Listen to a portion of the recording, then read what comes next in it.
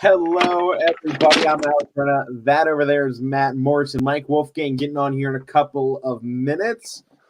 Matt, welcome back to the show. You were up there in Cleveland, deep in the rock, as you love to say. I said it a couple of times yesterday. Oh, I'm sure you did. I was on the call the first time you were broadcasting up there. It was your favorite phrase to go to. Second favorite phrase, though, of yesterday. Who's going to Wahlburgers? Oh, God.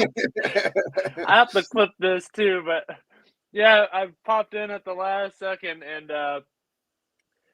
Upshire was asking me stuff. Like, Coach Josh Upshire, the head coach of the Badger Braves, he's like, Matt, where are you going? And I'm like, well, one second.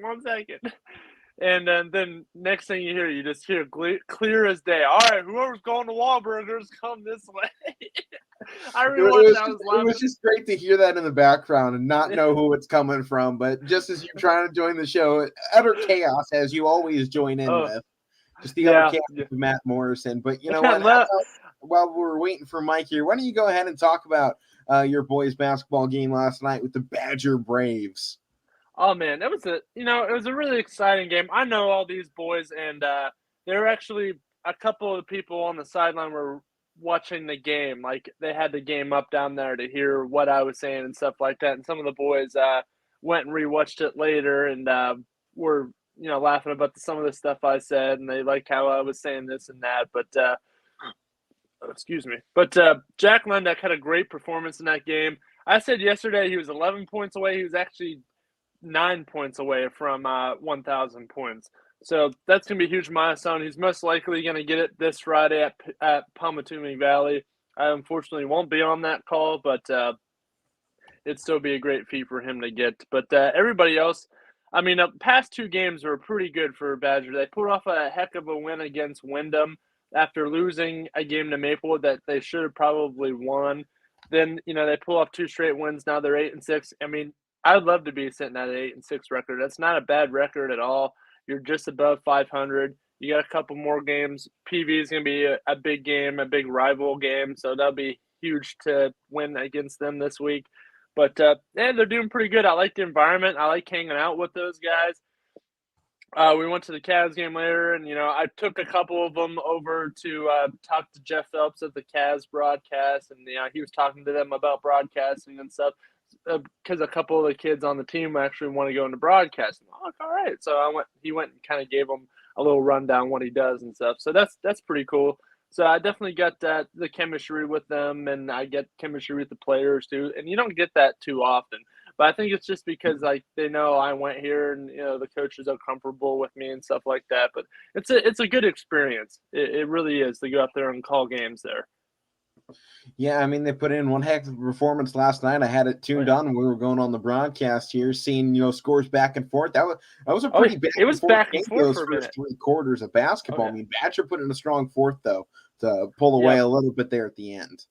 Yes, they took care of the ball. They had some travels. They had some passes that got away from them, and they started taking care of the ball more. And they closed it out. They made Lordstown turnover a little bit. I had to mention, Lordstown. Everybody is always excited.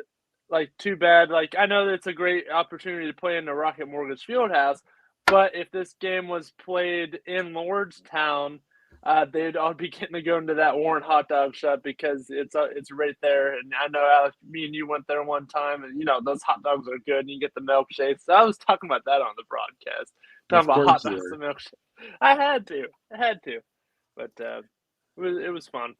Well, Matt, talking about tonight's games here, this just in from YSNlive.com. United and Southern's game tonight has been postponed till tomorrow, along with Lisbon and Valley Christian and Columbiana versus Wellsville. More cancelizations coming across the valley. You can check that out on YSNlive.com. Matt, do you have a game tonight? Yes, I do. I got your Liberty. I get your Liberty boys coming in the Brookfield to take on the Brookfield boys. Tell you what, your Liberty boys team, they started off a little slow, but then I think they started out 1-2, and then they pulled off a bunch of wins, and they have a pretty decent record right now. Brookfield, they looked like they were going to be average to start out the season. I mean, it was 1-2, then they go on a nice 4-game winning streak, and then it seemed like they kind of caught fire there, and now you see both the boys and the girls teams with chances to sweep the MVAC grade tier this season. You know, obviously your Brookfield girls won in this matchup. You know, a couple nights ago we were on the call last week. Last week, and now we get to see if the boys can pull off a similar one too. I'm hoping this Liberty squad can roll through. I haven't got the chance to see them in a while. They've had a lot of away games and ones that have conflicted with schedules, but I'm very excited to see what this team can do here at the last half of the season, because they've really put in some talented players. I mean, it all culminates around James Davis, though, 19.3 points per game. And then DeAndre Venters, 12.5 points per game there.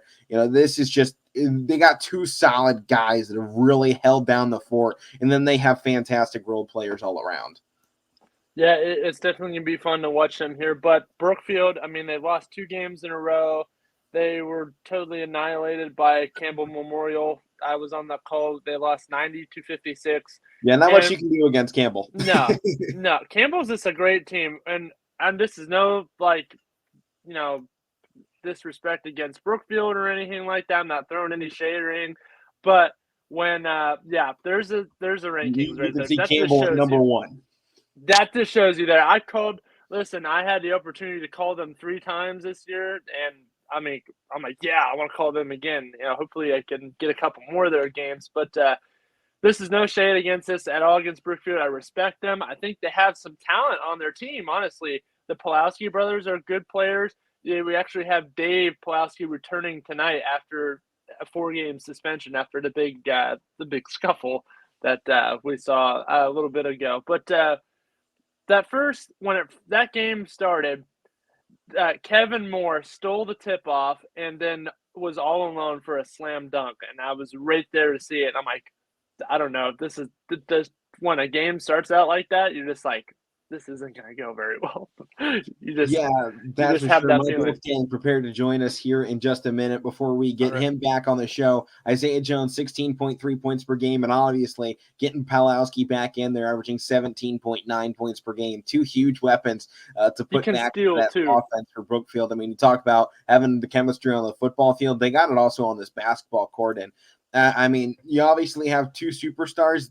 I think it's time at this point in the season, if they want to try and make any sort of run on these last 6-7 games, whatever it ends up being, to try and steal something out of the MVAC conference. I mean, it's out there. They're pretty far back. They're 2-5 in conference play. But I mean, it starts with those 2. But they need other guys to step up to it. It's not all it's not all Donnie and Isaiah. I mean, they're 2 great athletes, phenomenal guys. But 2 guys can only do so much. Other people have to step up too in that offense. Yeah, and one other guy that has, they were down by a lot. Obviously, they lost 90-56 in that game. But a player, every time, I want to put this is a shout out here. Every time he came into the game, he fought hard. He drove to the hole. He took outside shots. He was going up against those big guys. He's not, particularly a taller guy. You'll know that when I say his name here. But he was going up against Kevin Moore, who I've seen college recruits come to the games to watch him. I've seen that. They have a great squad, but every time he came into the game, he was hardcore. He pedaled to the metal, and you know who that was? TJ Laverty. TJ Laverty came in and put his heart into that game, and he always does, man. He always does. I was talking to his parents. One of your favorite guys to watch. Oh yeah, I was talking to his parents. Like, hey, he still played that game. Everybody had their head down. He was still going. So he's another key player on this team. Hopefully we see great things from him. Yeah, should be an interesting game. He's a senior too, so you should be an interesting game tonight. And I know we both got Brookfield roots. I got family from that region as well. But I'm repping Liberty this season. Give me the Leopards, man. I'm rooting for some Liberty wins this season. I live in Kinsman. That's 10 minutes from Brookfield. So I've been in Brookfield my whole life, pretty much. I work there. That you have. Well, please, everybody, welcome onto the show, Mike Wolfgang. About time. Where have you been? 10 minutes late, man. What's up? Almost 11 minutes. Almost Almost doesn't count, Matt. Nah. Did you only horseshoes and hand grenades, right? Yeah. Yeah, I don't get that. Which has never been a quote that's made sense. But you know what? we don't have time to talk about what does and doesn't make sense in terms of what people say, because then we'd be here all day talking about analysts. So let's start off with what we're going into for today, the main segment of today's show, college basketball top 10. More chaos ensued. Kansas almost went down last night in an epic game. You know, we talked about, I was really the main game we were talking about yesterday between Mike and I on this show was Texas Tech versus Kansas. It goes to double overtime before Kansas can finally close this game out. It was an epic, instant classic type game. It's so hard to go into that Kansas Jayhawks arena and pull out a win, and Texas Tech forced 2 overtimes to nearly do it. But at the end of this dogfight, it was like 2 aces flying around, trying to get the one up on one another. And at the very end, Kansas just had that much more talent, and that just shined through at the very end of that game. And that Kansas definitely cemented themselves as a top 10 team in my book, with the way Texas Tech was just running through everybody. So without any further ado, number 10 on our list, it's not Kansas, it's Duke. The Blue Devils taking a loss this past week. 2 out of their last 3 games, they've lost to Miami and Florida State, I think it is, so far in this month. And they are – it just seems like kind of in a bit of a slump right now. You want to see them bounce back out of it. They have wins against Wake Forest, NC State, and Syracuse. But if you're looking right now at the quality of wins, it's hard to say that any of those are very good with, the recent stats that have come out about, which conference has wins against top 25 teams. And I don't think any of those teams that Duke just went up against in this entire year so far in 2022 have had wins against ranked opponents. So right now, their strength of schedule is crap for Duke, and they've had a few losses in the last 5 games now. So they're definitely on a downward slope. They need to find a way to bounce back into it. To me, this was a team I was even fathoming not putting in my top 10. They just got in. I don't have a lot of faith in what they're putting together. They're fine at home, 12-1. You go on the road, you're 1-2. So they need to start fixing some things in that department. The one thing that hurt me to put them in here, how can I say this is a top 10 team when they're not even first place in their own conference? So there was that aspect to it. But end of the day, it's hard for me to drop a team from 2 all the way out like I had them last week. So 10 was as low as I felt I could drop them with their recent performances. But another loss for me for Duke, and I think the doubt creeps in once again of how far of a run this team can make come March. Yeah, and that Florida State team they lost to, they're battling for first place in the ACC, and they're not even ranked. Yeah. So that shows how weak this conference is, and that just goes to what you're saying with their strength of schedule. But I agree with you. I really can't drop them. I think I had them. I don't know where I had them last week, 2 or 3. It's kind of hard to drop them out of the top 10, but yeah, they got to get something going here. Last week, Mike, you had them sitting at 7th. So did you, Matt. Okay. Mike, we've talked about slumps in seasons before, but I mean, come on, man. It's Duke. It's Coach K's last season. I think that a lot of hype's coming in with them, and I think they're trying to do way more than they should, and I think that's showing. I mean, it's exhausting. I mean, and Banchero already has stuff, going on. The guy loses 7 pounds per game, probably, with the condition he has, and he's trying to put more and more into that. Yeah. I mean, he's literally exhausted. Putting his body on the line to win these games, and his teammates are coming there. I mean, he's a borderline, probably top 5, top 10 pick in this year's NBA draft, if not top 3, depending on how he finishes out the season and how NBA trainers feel about his medical condition, because that's always a factor when you go to draft somebody. I mean, look at Michael Porter Jr. He was one of the highest rated players coming out of high school and had back surgeries in college, a couple medical problems, and he drops back and right around 20 where Denver picks him up, and it took a few years for him to get going. So, I mean, it's definitely something to watch out for as he moves forward in his career. But I know you say it's Coach K. At the end of the day, though, he's had great teams, but they keep losing in March, and they keep getting overhyped going into March Madness, into the tournament, and they keep falling apart. I mean, we were just going back a few years ago, one of the biggest trios to ever go into March Madness was Zion, RJ, and Reddish, and they almost lost to Taco Falls UCF. Yeah. And I mean, I just think I remember as that game. great as Coach K is, obviously, one, he's past his prime. Two, there seems to be a problem with him winning games when it counts the most. I mean, right now, Duke should be in first place of the ACC with a 17-1 record, no questions asked. I mean, Miami and Florida State shouldn't even be in the picture, and instead they're number 1 and 2 in the conference with wins over Duke. So, to me, Duke, every time we think this team is good, they go and prove us wrong. I mean, they beat Gonzaga, they lose to Ohio State. You know, they make a huge run after that, and then they lose to Miami. Then they get 2 games back and like, all right, these are double-digit wins.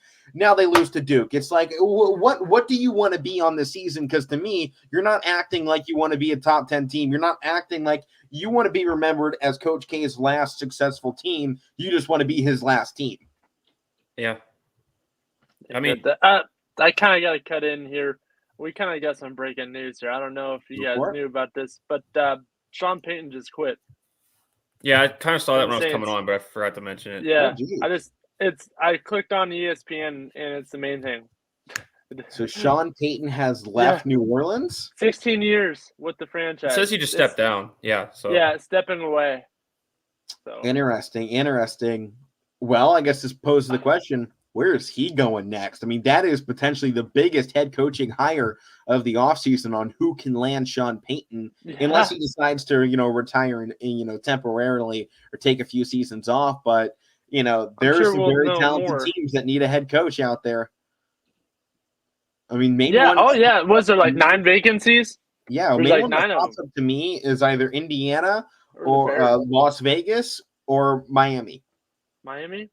Right now, those are my big 3 of where I think I'd want to go because they have a lot of young talent, a lot of draft stock, and cap available. I mean, that seems to be a big 3 where I could potentially build. And obviously, there's openings all over the place and obviously now in New Orleans too. So I guess that also opens the question: who's going to New Orleans at this point?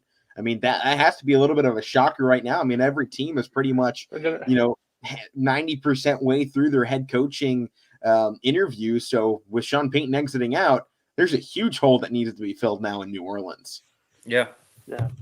I mean, you can even keep a possibility with teams that have head coaches now that probably want an upgrade. So yeah, I mean, I can't see many teams that wouldn't take that jump to get a guy like that. I mean, Cowboys take out Mike McCarthy, bring in Sean Payton, let him work with Dak Prescott. Are you kidding me? Yes, please. And a guy Sean Payton that has a relationship with Jerry Jones, but I'm not gonna get my hopes up, but right. I don't know. I mean, there's that's one that has a coach right now that can maybe look to upgrade, and I don't know. He's one of the hot items or hot coaches that there has been. He's been in New Orleans forever. So 16 years. I'm not one Super Bowl, but yeah. So, I mean, crazy breaking news there for anybody that just popped in. Sean Payton officially out in New Orleans, stepping down after 16 years as the head coach of New Orleans. Wow. That's just insane, man. I mean, which is almost coming as a shock, though, with the return of Jameis Winston next season and the numbers he was putting up to start out. I mean, they were 5-0 with Jameis Winston at the helm, and then he goes down, and then all of a sudden everything falls apart, and now the head coach steps down. It's like, there was a lot of talent left out there on the field that he just walked away from. It was very strange. Very, very strange. Maybe, it's just one of the things like, hey, I don't want to do this anymore. And, that's the end of it, Yeah, I guess we'll see what comes in the next few weeks here. But moving back into college basketball, we don't have a number 9 team because we had a perfectly even 2-way tie for 8th place between Michigan State and UCLA. They both nailed this one perfectly. So how our rankings go is it's 1 through 10. Every ranking has a point value attached to it. So 1 is 10, 2 is 9, 3 is 8, and so on and so forth. And in our rankings, I had Michigan State at 6th. Mike, you had UCLA at 6th. You then had Michigan State at 9th, and Matt had UCLA at 9th. And I didn't have UCLA in my rankings. So I didn't even want to put them in my rankings. They matched up perfectly.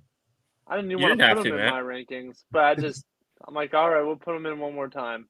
But I mean, this is one of the games. It was for me, it was between UCLA and Duke. But to me, the one differentiator with what UCLA was putting out there on the floor was they just haven't been.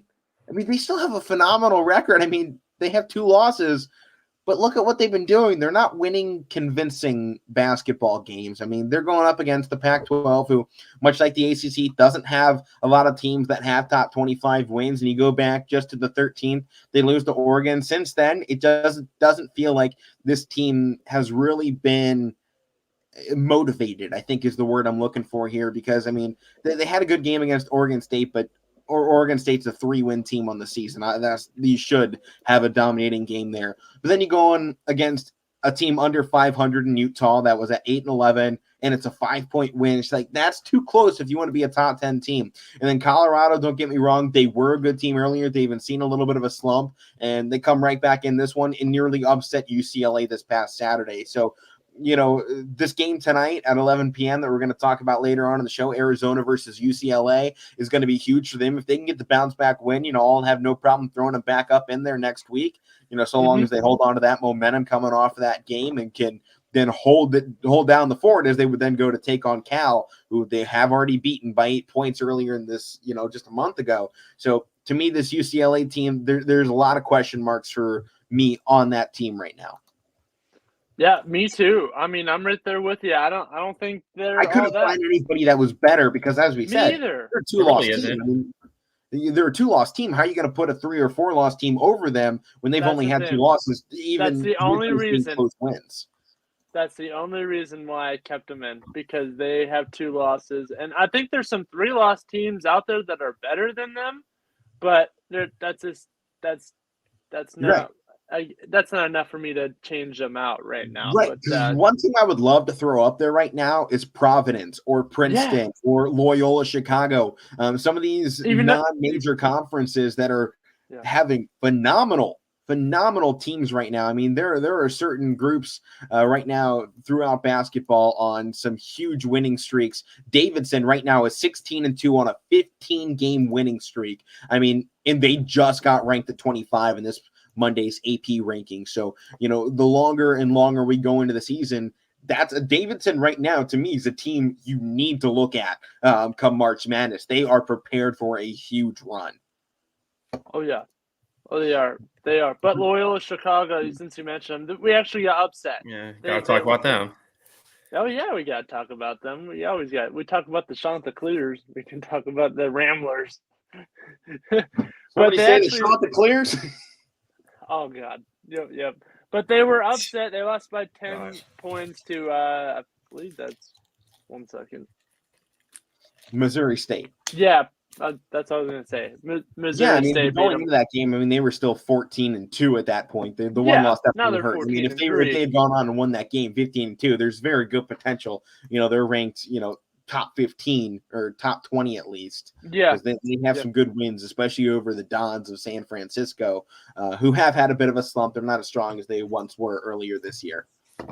No, I think a lot of their canceled games kind of messed up their rhythm, it slipped their momentum.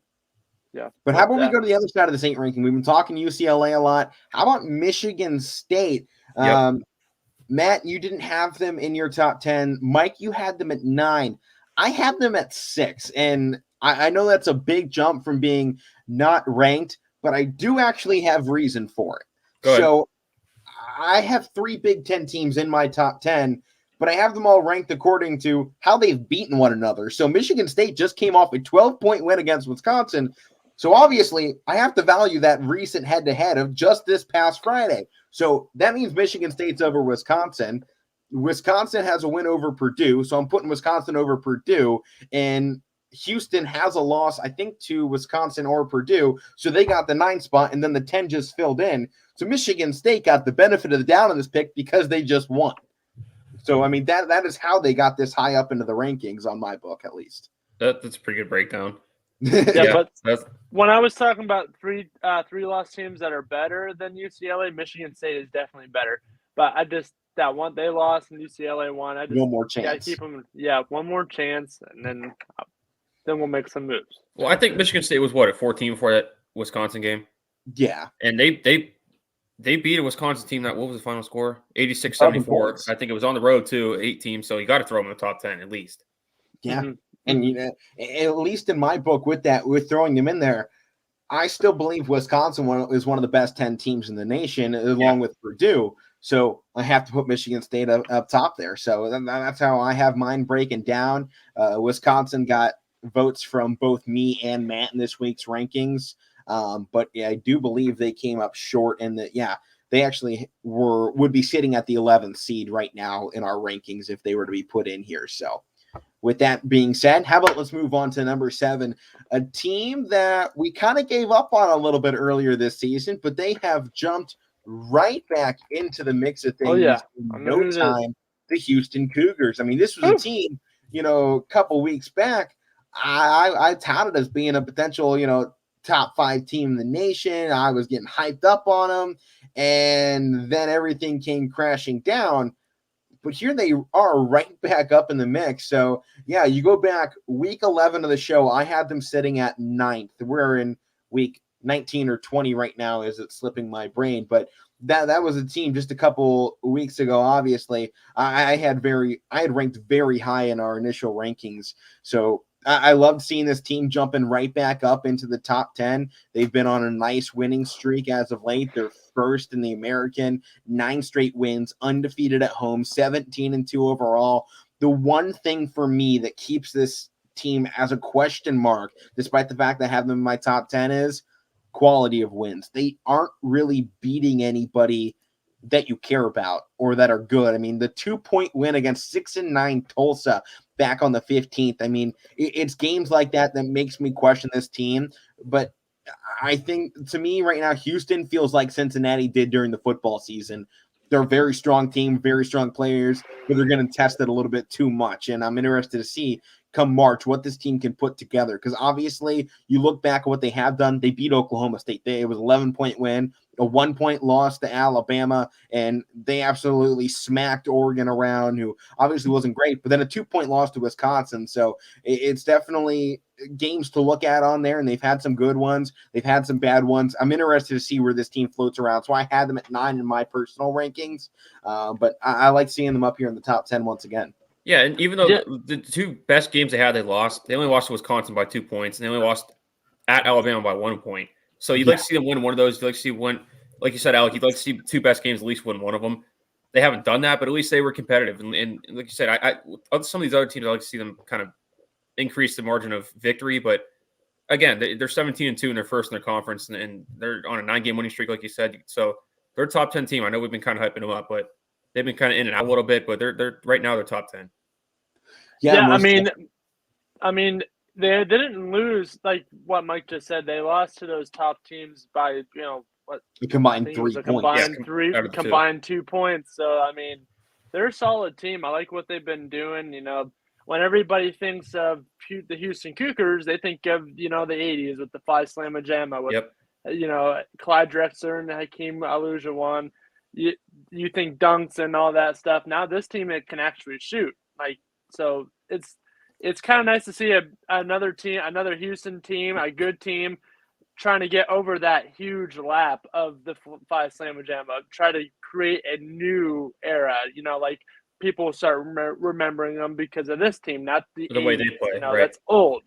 So they're finally coming around. They're finally coming back. I like what they're doing. I'm excited to watch them more. They have some big games coming up. I think the next game against UCF is a pretty big game. So it should be. That. I mean, UCF's coming to that one 12-5. Obviously, not as strong as they were when Taco Fall was leading the charge. Two high-scoring offenses, both at 70-plus points per game, 77.7 for Houston and 72.5 for UCF. So definitely one to watch out for. And Kyler Edwards right now, 15 points per game, shooting 40% from the field. That needs to improve, but he's definitely been holding down the scoring position. He had 25 in the last game against ECU in a game where their defense is shine. That's probably the best part of this team, is just how their defense plays, their ability to hold down other teams, and that's going to be huge come March Madness time here in a month. That's just a month. You just said a month. Oh, it's getting there. It's almost February. It is. Tournament starts what? March 12th, March 14th normally? Yeah, conference tournament start, I think, like beginning of March. It's going to be sweet. I was March so 13th, yeah, down was the 2 start years date, ago yeah. now. 2 years ago now they canceled the whole thing, and I was sad. I had all my polls filled out, everything going. Penn State was in it. I was ready to put Penn State on a title run. The only time Penn Last State time they were got good. in. It was. And I'm like, it'll be another 20 years before they get in again because they canceled. They were open to win a couple games, too. They could have made a run. But, yep. Well, guys, we got to continue moving on here. Number 6 on our list, sticking in the Big Ten, Purdue. They somehow keep sticking around, man. Every time you go to count this team out, they seem to jump right back in the win column. And they're definitely a concern moving forward. But, I mean, I think you go into a game, Purdue versus Indiana, that level of rivalry, that intensity, I mean, the most watched game in Fox Sports basketball, college basketball history, and it was a regular season matchup on a Thursday night between Purdue and Indiana. The level of intensity coming out of that game, and Indiana wins it just down at the very end of it and is able to hold on. I mean, I think it just shows that both of those teams can compete at high levels. And when you see Indiana right now as a 14-5 team challenging a team like Purdue, I think it opens eyes to how competitive this Big Ten really is right now. When you look at potentially the top 10 teams, really are all teams that you need to be watching out for come March. I mean, there's a huge potential of what this conference can do. And I feel like we're saying that every year and they always disappoint. So hopefully this is the year they finally prove us right when we say that.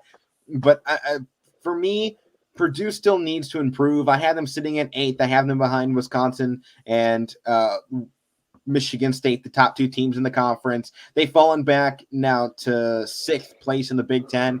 So I'm ready to drop this team out and make them earn that top spot again, because to me, you're seeing struggles week to week with this team and inconsistencies. I mean, I'm just not sure what Purdue team is going to step out on the floor every single night. I agree. Yeah, they're different. Team you guys know I was high on. I still think they can turn it around, but some of these bigger games are starting to lose. I know they got that win against Illinois in 2 overtimes, though, but they just haven't looked. Normally at the beginning of the year, that one it took 2 overtimes for them to win. It's just they're just not playing. Like I said, they have the guys, they have the system.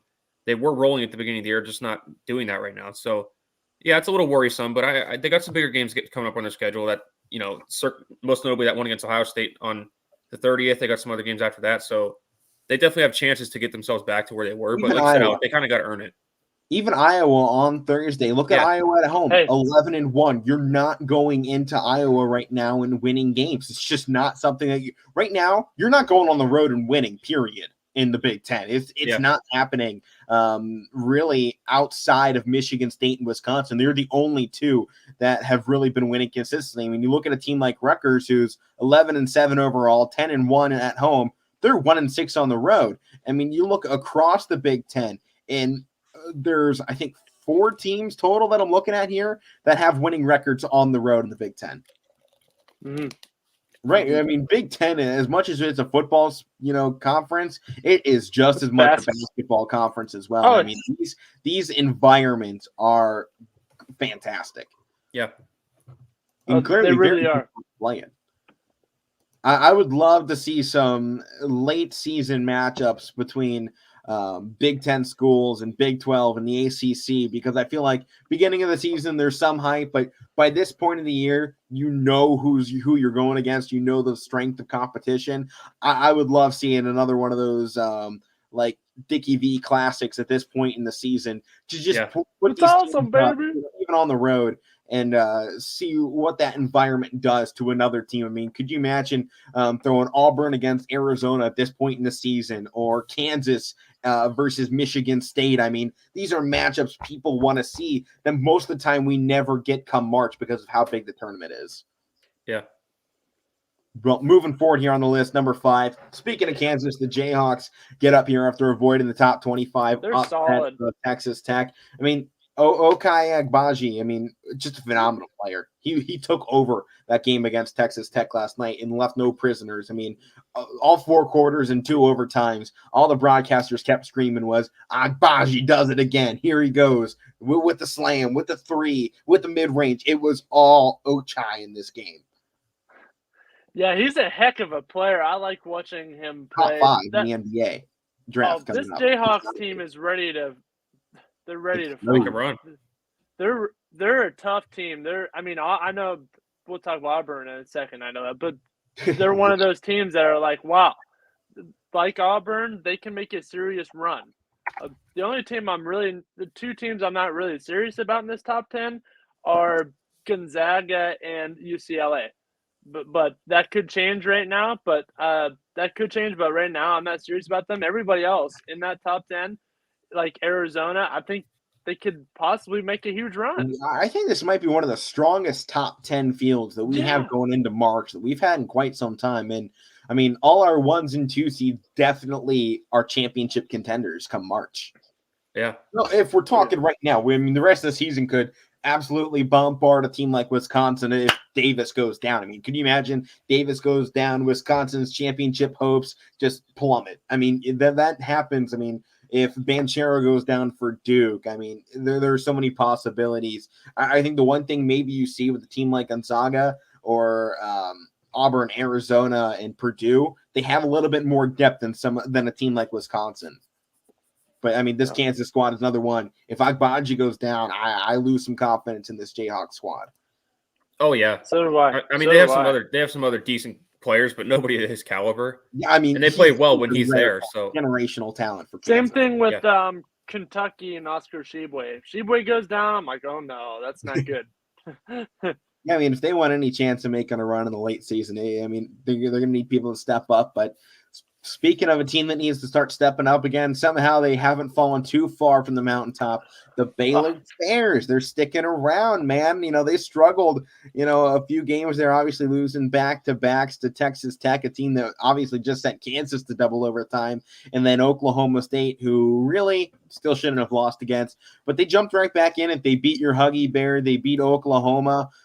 In what was a pretty good game. I mean, Oklahoma had been upsetting people on the season so far. So I like to see them getting back and winning dominantly too. I mean, that 14-point win against Oklahoma definitely helped seal their spot in the top 5 team because there were definitely some question marks poised. But I mean, I think they were coming off a little bit of a slump there. The hype getting to their head, some tough games just before it with Iowa State and TCU and Oklahoma in a 3-game stretch. I feel like they just ran out of steam and they dropped those 2 games and it relit the fire. Yeah, I agree there. I mean, everybody was hyping them up like us, but I mean, you're going to lose a couple of games. That's going to happen. They're still a complete team. They're still a contender. So, I mean, they didn't win every game last year. They still won the championship. So you don't have to win every game. Yeah, and I told you, man, it's not like it's college football where you pretty much have to go perfect or lose one game or you can get by with two losses. I mean, it's basketball. It's way too many games. You're not going to win them all. Well, guys, also think about this. I mean, you don't need to be a top 10 team in college basketball to be talked about the final stretch of the season. Top 25 it means you did a good season. And even if you're just in what they call that quadrant 1 of teams, you had a fantastic season. That top 40 teams they put together, though, those are good basketball teams. That is a successful season. Yeah, and Alek, I talked about this yesterday when you were talking about Liberty. Sometimes you need a wake-up call, and they had a wake-up call with 2 losses. I mean, the Texas Tech's not a horrible one. I know it was at home; they should have won, but they're a good team, and sometimes you just need a wake-up call. And they earned the hype that we gave them all year to start the season. They earned it. They won. They're defending champs. They started out 15-0. They deserved all the hype, but sometimes you need a wake-up call, and you got to earn that hype back. I mean, they made that 30 straight wins to finish, between last season and the start of this one. So, I mean, Baylor put on a incredible run to start out the season, most definitely. Yeah. Well, moving ahead, a team with just as many question marks going forward because of they don't really have the strength of schedule. Gonzaga, they fall to 3 here in this week's rankings. They go from what was the number 1 team without losing and playing dominantly to falling all the way to 3 here because I think we all feel the 2 teams ahead of them. We won't reveal the order that they've just been playing better. They have stronger schedules. And to me, we just saw Gonzaga in their 2 biggest games against BYU and San Francisco in conference, and they dominated by 20-plus points. And I think it was just that realization that Gonzaga, yes, they are a fantastic basketball team, and they got all the talent in the world. But I think who they're playing, it isn't up to par. I mean, the next best team in BYU couldn't even compete in the same conference. So I think at this point, it's just you're taking Gonzaga's schedule with a grain of salt. I expect them to make another run. I mean, they showed last year that in-conference play didn't affect them, and this is just warming them up, putting them in the right mentality, and getting everybody's shooting rhythms down so that they can make a push in March. But to me, Gonzaga, they're a top 4 team. They should be a 1 seed come March, but I don't think that they are the number 1 team. I mean, they're playing good basketball. You can't deny that. They're winning their games, undefeated at home and the road. It's just tournament games that they've lost a few. So I think they're just at that point in the season. They're just going to kind of bounce around these rankings and finish out the season strong. Yeah, I mean, like you said, I mean, BYU is not a bad team. They're not. But Gonzaga just came and blew them out, just totally annihilated them when what we thought was going to be a good game. That really just shows that, wow, really? BYU. I mean, we're talking about 2 guys that can go in the NBA draft this season, first rounders, and Drew Timme and Chet Holmgren. Yeah. I think it's so obvious. Does BYU have a guy that's going the first 2 rounds of the draft? Probably not. No. Probably not. And they have 2 guys teams that are in the first round. Yeah. And even, San the Francisco gap was too far. San Francisco really put a fight on them. For 3 straight games, they were scoring more than 110 points, and San Francisco had them to 78. So that's something to look at right there. The Dons were only down 3 at the half. It was just Gonzaga. Their defense clamped a little bit more, and they got some shooting to go down. They got San Francisco tired, and Chet and Drew Timme combined for 45 points in that game. So their superstars are superstars for a reason, and this Gonzaga team is going to have no problem making a run with those 2 guys because it appears Chet Holmgren has found his rhythm, and that was, I think, what everybody was most terrified of, this guy getting his rhythm and gaining confidence, because at 7 foot tall, I don't want that guy shooting threes against me because I don't have a perimeter defender that can, one, match him up on the outside, or if I want to put my big on him, Chet has the ball handling ability and the speed to blow right past him. And then if he gets past your 7 footer on the perimeter, you don't have another 7 footer you can put out there against him in the paint at the same time. With the exception of maybe 1 or 2 teams out there in the college basketball landscape. So he's just a weapon. He is. Yeah, and he's like great. I said, they've been waiting for it to happen. He's going to get better too. So right, and I imagine he's going NBA because he was a number 1 prospect coming out of high school, and he's still one of the top 5 players coming out this season. If he elects to go, I mean, he could pull the Drew Timme and stay another year, but I think with his stock so high and the way he's working with Drew Timme and the way this team can make the run, I don't think his stock can get any higher than what it will be post this season. We'll see how it comes down the stretch. We'll see. It also depends on the way they play too. Yeah, I mean, they obviously still have to finish out strong, but I mean, can you really look at anything on the rest of the schedule? I can't even say I'm worried about the BYU or San Francisco next matchup because it doesn't seem like there is one. I mean, no, upsets happen, but for their sake, if they slip up against one of those teams, that's going to be hard for them. 9 games left in the season. It should be a runaway for Gonzaga in the WCC. I think they need to consider joining a conference, man. They got to join a better conference. They really do. But I mean, they're up here in Washington? Join the Pac-12. Yeah. Yeah. I mean, if they have the money to do it, I think that's obviously the biggest part of it. But with the way this basketball program performs, if they haven't brought it in at this point, I don't know what the problem is. They need an internal investigation if they don't have the money, because that means someone's taking it out. All these runs they've made, they got money. I don't know how much. Yeah, I mean, they have some, obviously, to do something like that. I just saw something interesting here on Gonzaga's page, on their front page. They just suspended John Stockton's season tickets because he wasn't wearing a mask. So he's a Hall of Famer who went to Gonzaga, former first round pick. I think he was picked 16th overall. They suspended his ticket. Legend for the Wizards. Well, we're not getting into that. Number 2 on the list, Arizona, the Wildcats. They've been putting together a phenomenal season, 16-1. There's only one team that maybe has had a better one than them, and it is probably about as slim as a margin as you can say between these 2 teams in our top 2 spots, because Arizona, their offense is phenomenal. And when we talk about the disparity between UCLA and Arizona as the top 2 teams in the Pac-12, most times, but when you go like you say Michigan State and Wisconsin, I probably say there's about that much between them. With I'm going to need full screen for this one. With UCLA and Arizona, it's probably about that much, maybe more than that in terms of how much better they are than the second team in their conference. Because you look at this offense, they have been holding down the fort as the number one offense in college basketball, and their defense is playing great. And I think you don't have to go any farther back than their game against Utah. It was a near 20-point win against the team that UCLA struggled to put away down the stretch. I mean, the last team to beat them, it was the one that challenged them really the only time in the last month was Tennessee back on December 22nd in a 4-point game that Tennessee ended up winning after what was probably one of the harder stretches of this Arizona season. But I mean, to me, Arizona right now, they are on fire. To me, it's between Arizona and Auburn on who I elect to win this March Madness tournament. If they continue to both play like this, they should be without a doubt both in the national championship game. Yeah, the Wildcats and the Tigers. We get the jungle, the jungle predators of the jungle. Yeah.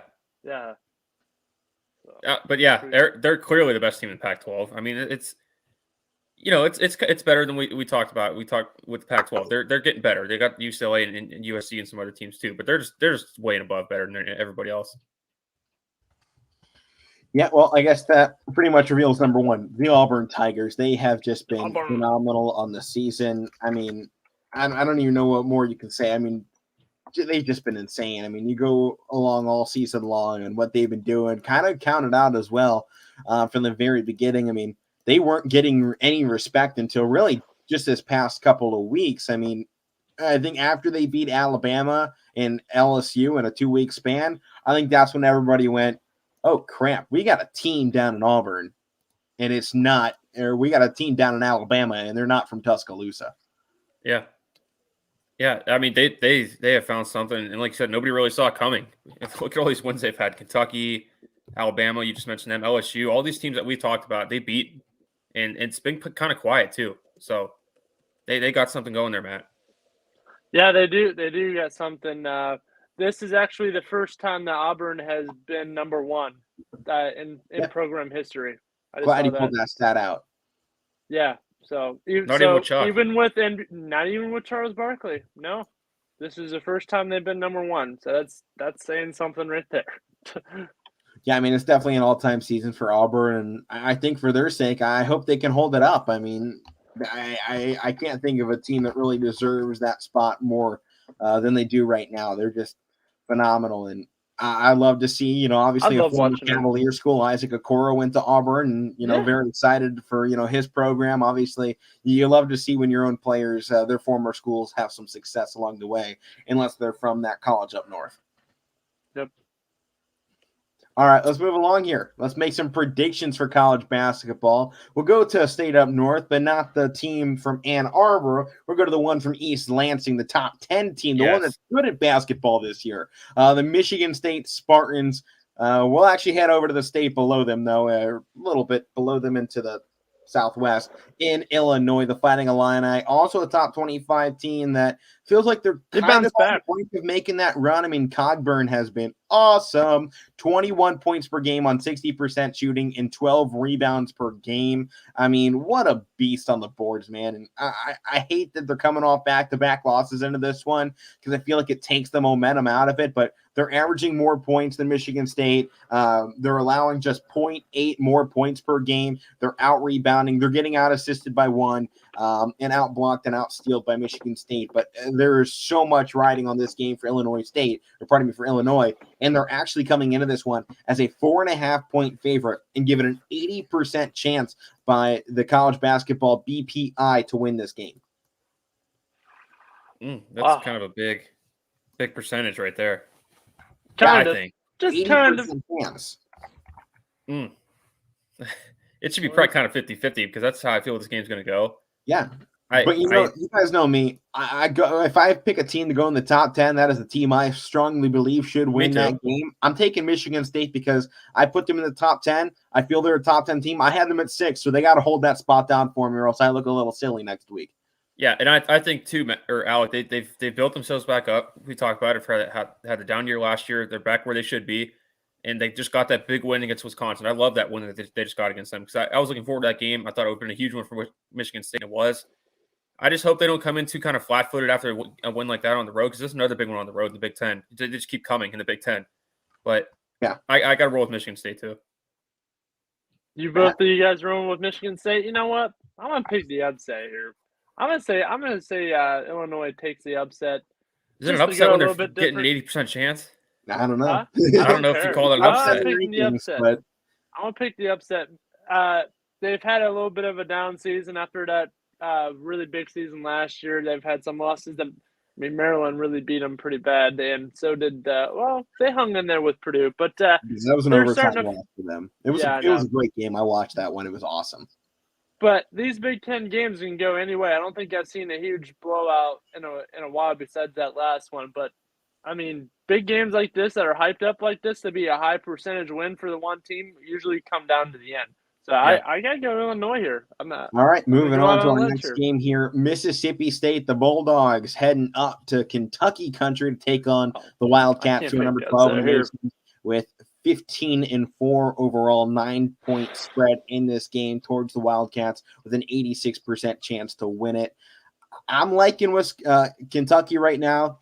Their team in my book. I mean, I think you have to kind of just wipe the Auburn loss off the board because Auburn's going to beat you. You're not winning that game, and they have some phenomenal wins just behind it. I mean, talk about stopping the team in Tennessee that was upsetting everybody 107-79. I mean, that alone just says to me this team can score. They still put up 71 against Auburn, which is a great amount to go against that defense. I'm going Kentucky in this game, no question about it. I like the Wildcats.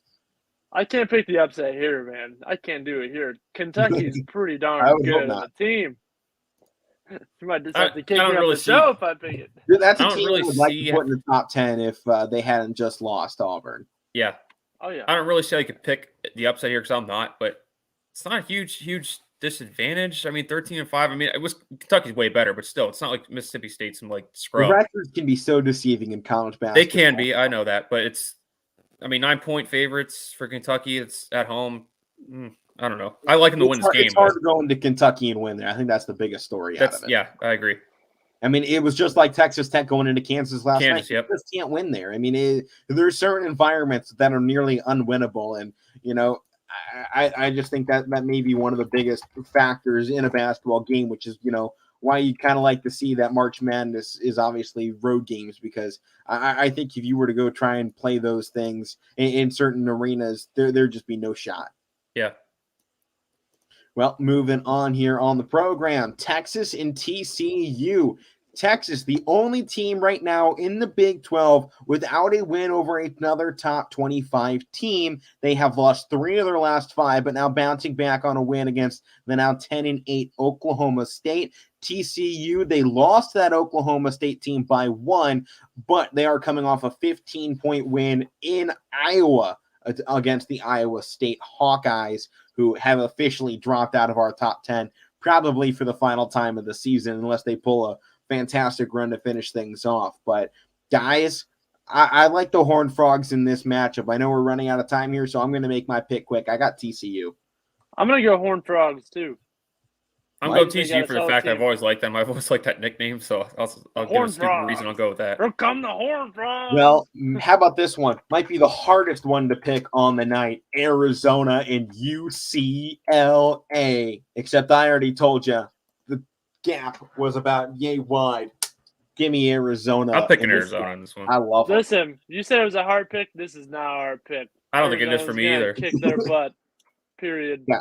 I mean, I expect a close game from UCLA. I don't feel like they're a team that is going to get blown out. That's not their style. That's not how they're going to play. But I think Arizona can still win this game by 10 points or potentially more. It's just a matter of if they get those shots going against a tougher defense in UCLA. But right now, UCLA favored by 2.5 points, or pardon me, a 2.5-point underdog in this game. So experts aren't expecting this one to be a blowout like that. But let's move on here into the NHL. The Oilers and the Canucks taking on one another tonight, 10 p.m. game. 2 teams circling that 500 mark.